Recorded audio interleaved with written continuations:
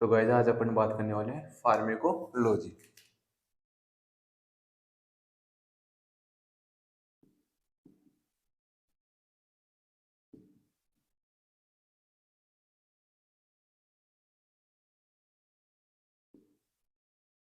बात करते हैं फार्मेकोलॉजी। फार्मेकोलॉजी में सबसे पहले अपन बात करने वाले हैं इसके इंट्रोडक्शन, जनरल इंट्रोडक्शन।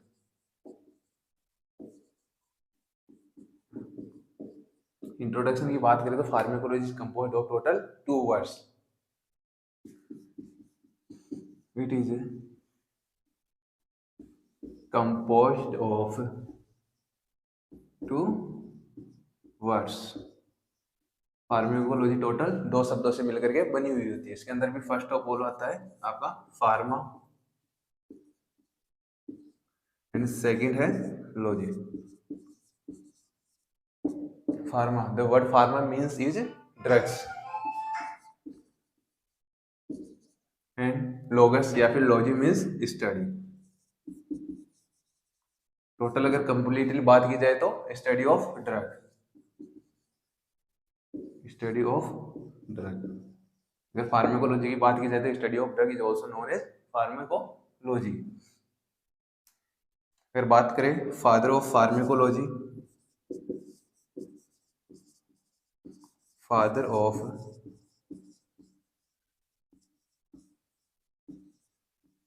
तो वो है आपके Hippocrates.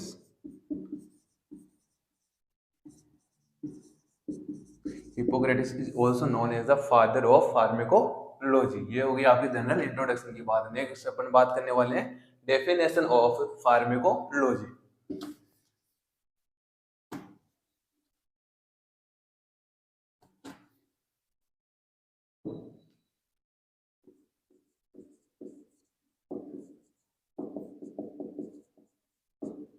Definition: it is the branch of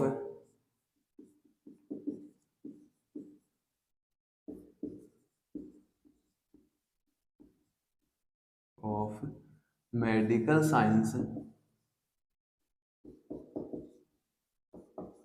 which deal with the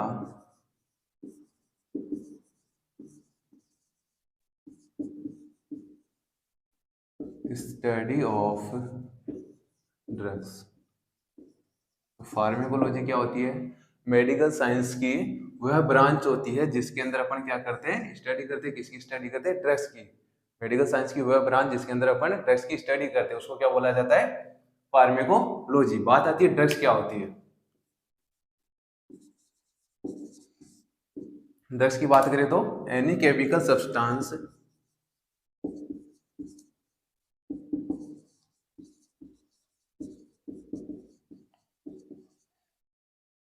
which is used in diagnosis,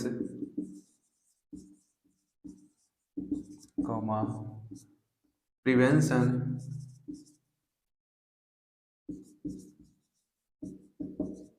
and treatment of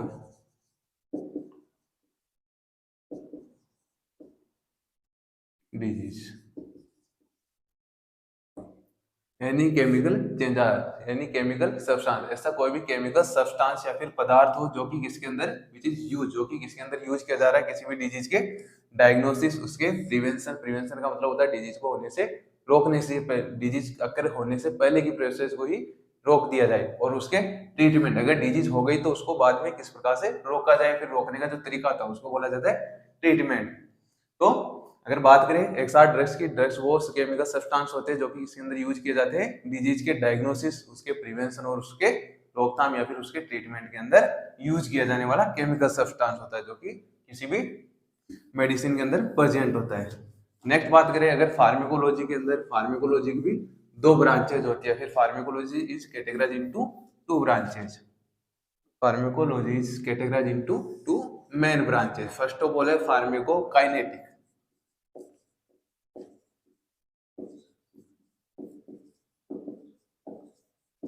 फार्मेकोकाइनेटिक and second is फार्मेकोडायनेटिक।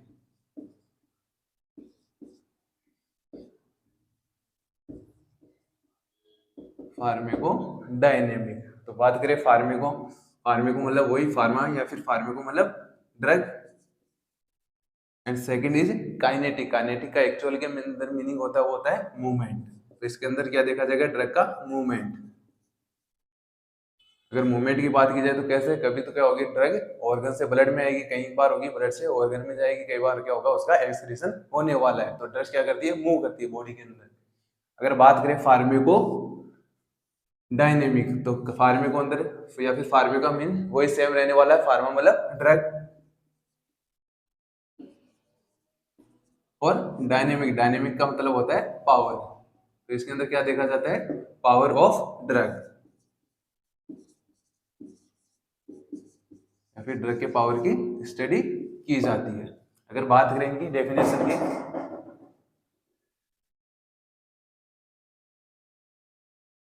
अगर बात करें इनकी डेफिनेशन की, तो इन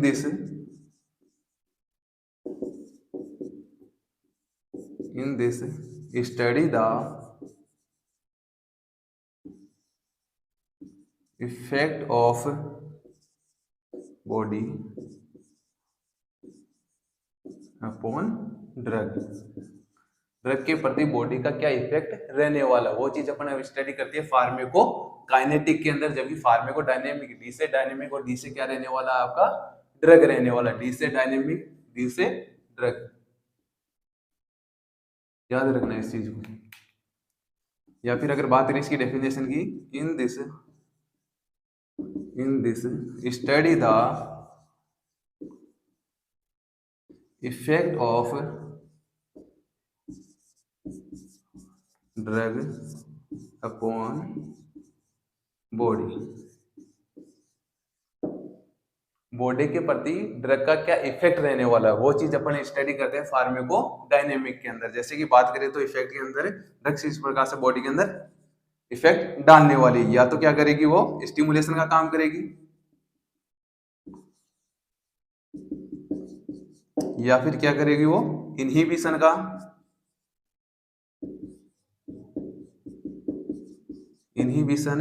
या फिर रिप्लेसमेंट,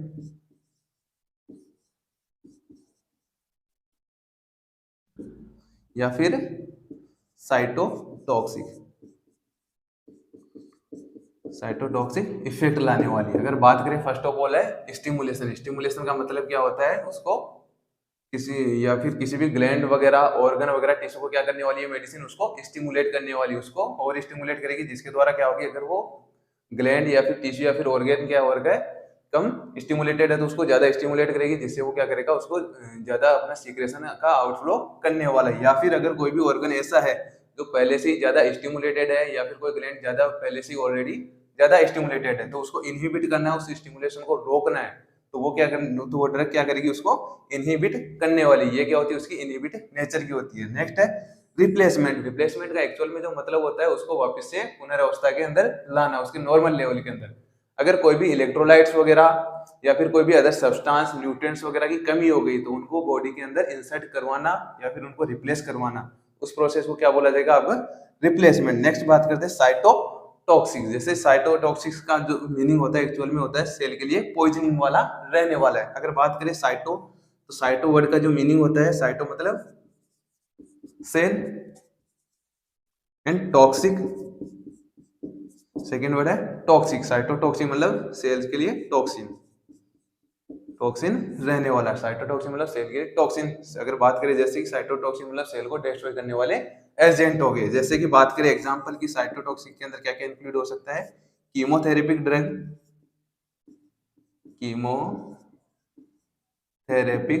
ड्रग्स। कीमोथेरेपिक ड्रग्स की अगर एग्जांपल की बात करें तो वो होती है विनक्रिस्टिन, सिस्प्लास्टिन, टेमोक्सिफेन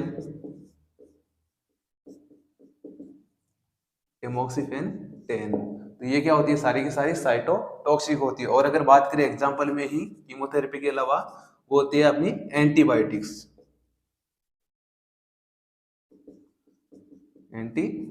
जो सारी की सारी एंटीबायोटिक जो ड्रग्स होती है, वो भी कैसी होती है, आपकी साइटोटॉक्सिक सेल्स के लिए डिस्ट्रक्शन का काम करने वाली है, हेल्थी सेल्स को नहीं।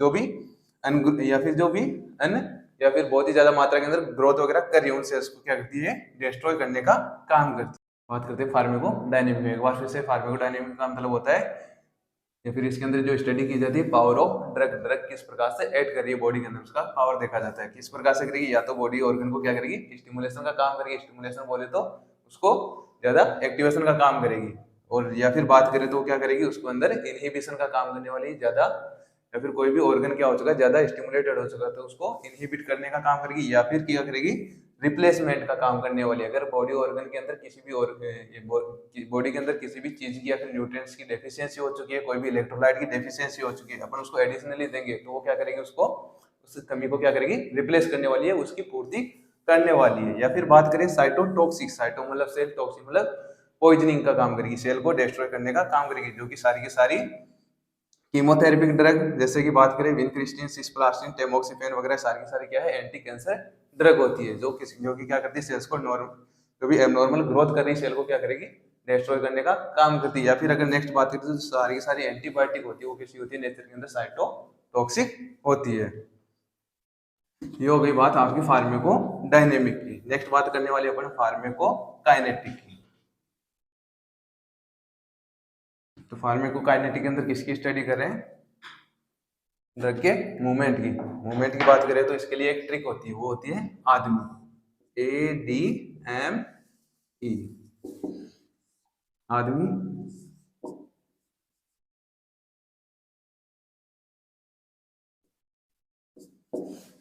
A for absorption,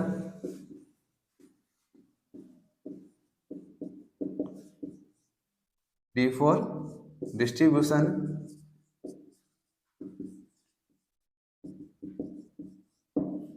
M for metabolism, and E for excretion। जो चारों कंपोनेंट या फिर जो चारों पार्ट होते हैं वो किसके होते हैं, फार्माकोकाइनेटिक के रहने वाले। A for absorption, D for distribution, M for metabolism, X for E for excretion. First of all बात करते हैं एब्जॉर्प्शन की।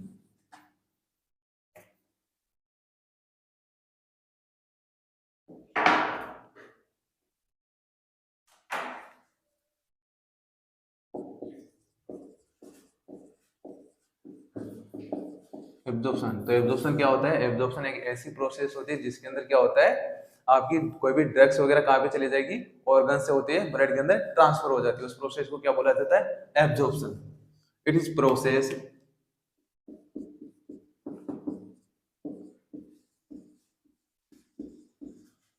in which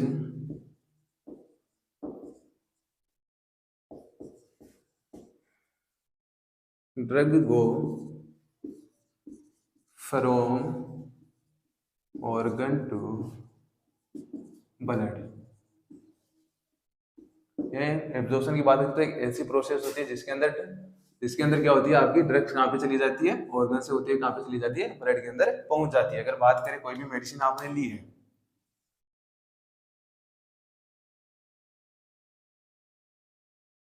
तो सबसे पहले कहाँ आएगी, वो स्टमक के अंदर आ चुकी है, स्टमक से कहाँ पे जाएगी, इंटेस्टाइन के अंदर जाएगी, इंटेस्टाइन में चली गई है, ड्यूडेनम में, ड्यूडेनम से फिर जेजुनम, जेजुनम से इलियम, इलियम से फिर वो लार्ज इंटेस्टाइन, लार्ज इंटेस्टाइन में भी फर्स्ट ऑफ ऑल आएगा आपका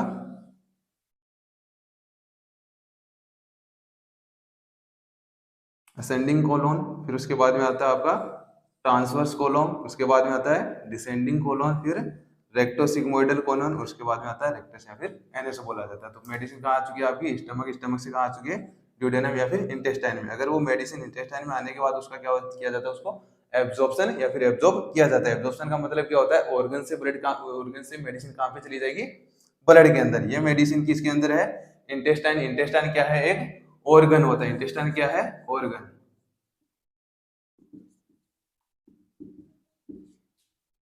ऑर्गन से कहाँ पे जाएगी, ब्लड के अंदर, वो भी किससे होती हुई, डिफ्यूजन की प्रोसेस से होती हुई। क्योंकि यहाँ पे क्या होती है, आपकी जो ल्यूमन होती है जीआईटी की या फिर इंटेस्टाइन की ल्यूमन है, उसके अंदर क्या होती है, काफी सारी कैपिलरीज का गुच्छा होता है, काफी ज्यादा मात्रा के अंदर या फिर बल्क के अंदर ये कैपिलरी प्रेजेंट होती है।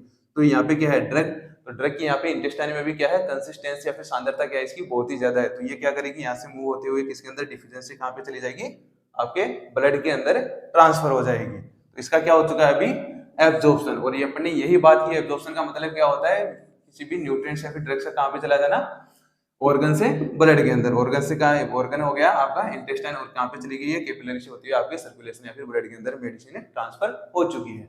नेक्स्ट बात करते हैं distribution.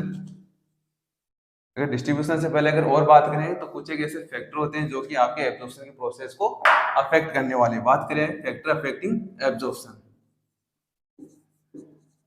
Factors affecting absorption process.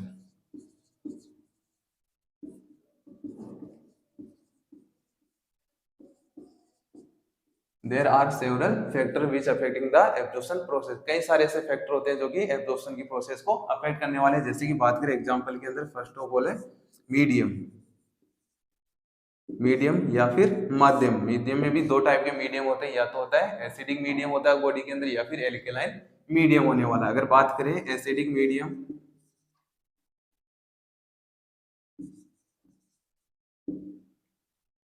Acidic medium जो सारी की सारी एसिडिक ड्रग होती है, फिर ऐसी ड्रग जो कैसी होती है नेचर के अंदर एसिडिक होती है, वो कौन से मीडियम के अंदर एब्जॉर्ब होने वाली ओनली ऑन एसिडिक मीडियम के अंदर एब्जॉर्ब होने वाली है। Acidic drug are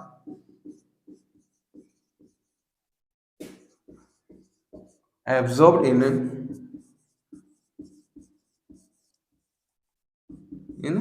acidic medium। ऐसी ड्रग जो एसिडिक है नेचर के अंदर वो कहाँ पे एब्जॉर्ब होने वाली है आपके एसिडिक मीडियम के अंदर। एसिडिक मीडियम की बात करें तो कहाँ पे प्रेजेंट होगा, या तो स्टमक में, स्टमक में इतना ज्यादा एब्जॉर्प्शन नहीं होता, उसके बाद में सेकंड आता है ड्यूडेनम, क्योंकि जैसे ही आपका स्टमक आता है स्टमक से जो उसकी एचसीएल होती है वो कहाँ पे जाएगी आपके ड्यूडेनम पार्ट या फिर स्मॉल इंटेस्टाइन के पार्ट के अंदर ट्रांसफर होने वाली है एचसीएल। तो ज्यादा मीडियम या फिर ज्यादा एसिडिक कहाँ पे रहता है, या फिर कुछ एक मात्रा के अंदर एसिडिक मीडियम तो एटलीस्ट रहता है, वो कहाँ पे रहेगा आपके ड्यूडेनम के अंदर या फिर स्मॉल इंटेस्टाइन का फर्स्ट पार्ट है वहां पे प्रेजेंट होता है। जैसे बात करें एग्जांपल की इसके अंदर है एस्पिरिन। एस्पिरिन क्या होती है NSAID non steroid anti inflammatory drug होती है, जो कि कैसी होती है नेचर के अंदर एसिडिक होती है। तो इसको एब्जॉर्ब होने के लिए कौन सा मीडियम रिक्वायर होगा, एसिडिक मीडियम रिक्वायर होगा। नेक्स्ट अगर मीडियम की बात करें एसिडिक के बाद में तो वो है आपका एल्केलाइन।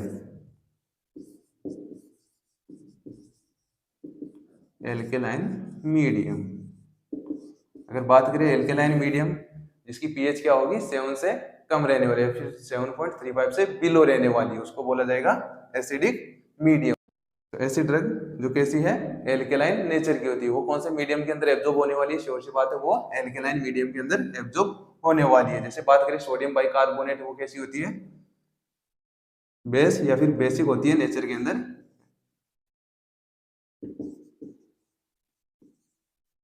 बाइकार्बोनेट। तो बाइकार्बोनेट क्या होते हैं, एक बेस आयन होते हैं जो कि कौन से एनवायरनमेंट के अंदर एब्जॉर्ब होने वाले ओनली फॉर बेसिक या फिर बेस वाले एनवायरनमेंट के अंदर एब्जॉर्प्शन होने वाला है, या फिर उनको बोला जाता है एल्केलाइन मीडियम के अंदर एब्जॉर्प्शन होती है। नेक्स्ट बात करते हैं डिस्ट्रीब्यूशन। एब्जॉर्प्शन के बाद में सेकेंड है फार्माकोकाइनेटिक में।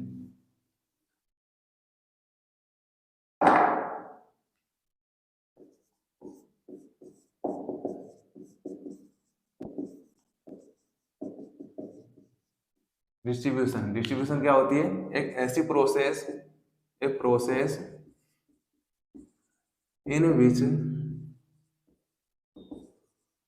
Drug go from blood to organ या फिर टारगेट ऑर्गन।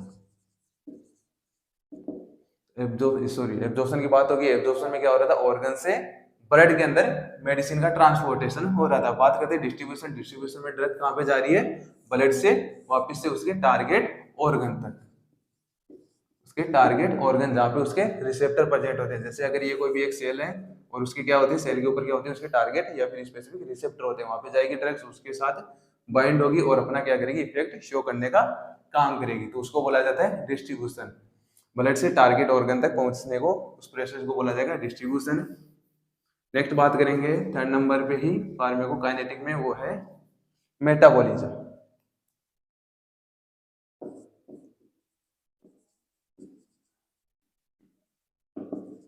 मेटाबॉलिज्म का मेन एम होता है जो भी आपकी जो लिपिड सोल्यूबल ड्रग होती है उनको क्या करना, वाटर सोल्यूबल के अंदर कन्वर्ट करना। The main M of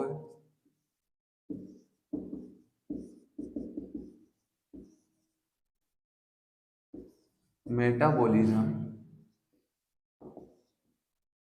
is to convert the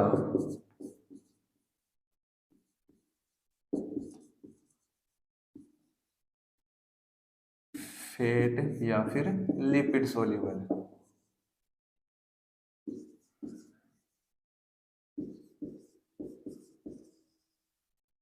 into water soluble.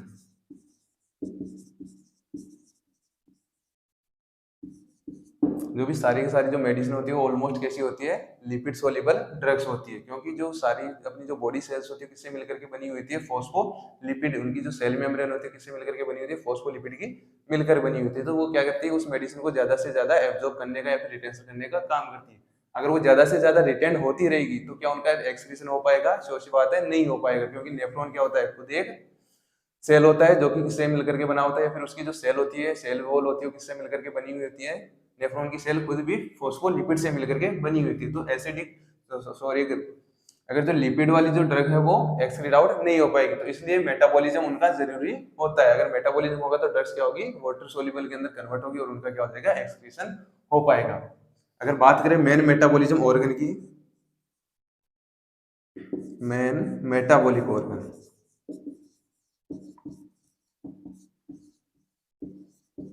Main metabolic organ वो होता है आपका लीवर। तो लीवर क्या है, एक मेटाबॉलिक ऑर्गन होता है। नेक्स्ट बात करते हैं इसके बाद में फोर्थ नंबर में एक्सक्रीशन। एक्सक्रीशन क्या होती है, वह प्रोसेस होती है जिसके अंदर क्या किया जाता है, बॉडी के अंदर कोई भी वेस्ट प्रोडक्ट या फिर एक्स्ट्रा प्रोडक्ट होता है उसको बॉडी से एक्सक्रीट आउट कर दिया जाता है।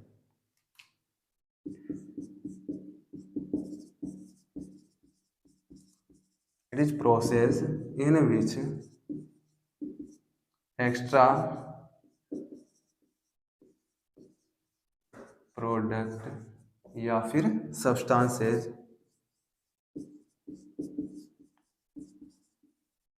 And waste substances excreted out from body, from the body। बात करें एक्सक्रीशन एक ऐसी प्रोसेस होती है जिसके अंदर कोई भी वेस्ट प्रोडक्ट या फिर एक्स्ट्रा प्रोडक्ट जो होते हैं उनको क्या कर दिया जाता है, बॉडी से एलिमिनेटेड कर दिया जाता है। तो इसके लिए कई सारे ऑर्गन या फिर कई सारे सिस्टम रेस्पॉन्सिबल होते हैं एक्सक्रीशन के लिए। उनके अंदर कुछ एक मोस्ट है, जैसे कि बात करें मेन ऑर्गन होता है एक्सक्रीशन के लिए, वो होता है आपका किडनी। मेन एक्सक्रीटरी ऑर्गन की अगर बात की जाए एग्जांपल के रूप में, वो है सबसे पहले आपका किडनी। किडनी के द्वारा जो भी क्या होता है, एक्स्ट्रा प्रोडक्ट, एक्स्ट्रा फ्लूइड या फिर एक्स्ट्रा जो वेस्ट मटेरियल होता है उनको क्या किया जाता है, एक्सक्रीट आउट कर दिया जाता है in the form of urine. Urine के साथ उनको बाहर निकाल दिया जाता है। अगर सेकंड नंबर पे बात करें लंग्स, तो लंग्स भी कैसे, जैसे कई सारी ड्रग्स वगैरह होती है, जैसे कि बात करें nitrous oxide N2O,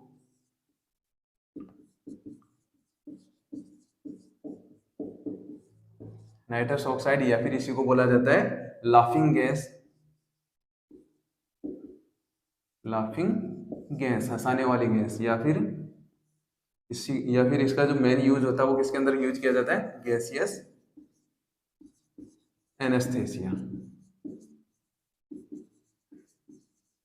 gaseous anaesthesia के अंदर इसका यूज किया जाता है। जो मोस्टली N2O या फिर नाइट्रस ऑक्साइड है वो कौन से रूट के द्वारा एलिमिनेटेड की जाती है, आपके रेस्पिरेटरी रूट या फिर लंग्स के द्वारा इसको एलिमिनेटेड आउट किया जाता है। तो ये भी क्या करें, एक्सक्रीशन के अंदर या फिर बाहर निकालने के अंदर अपना रोल प्ले कर रहे हैं लंग्स। नेक्स्ट बात करें अगर इसके बाद में नाइट्रस ऑक्साइड की, तो वो होती है एल्कोहल। एल्कोहल मोस्टली किस रूट से बाहर निकाली जाती है, वो भी होती है आपके लंग्स के द्वारा ही बाहर निकाली जाती है।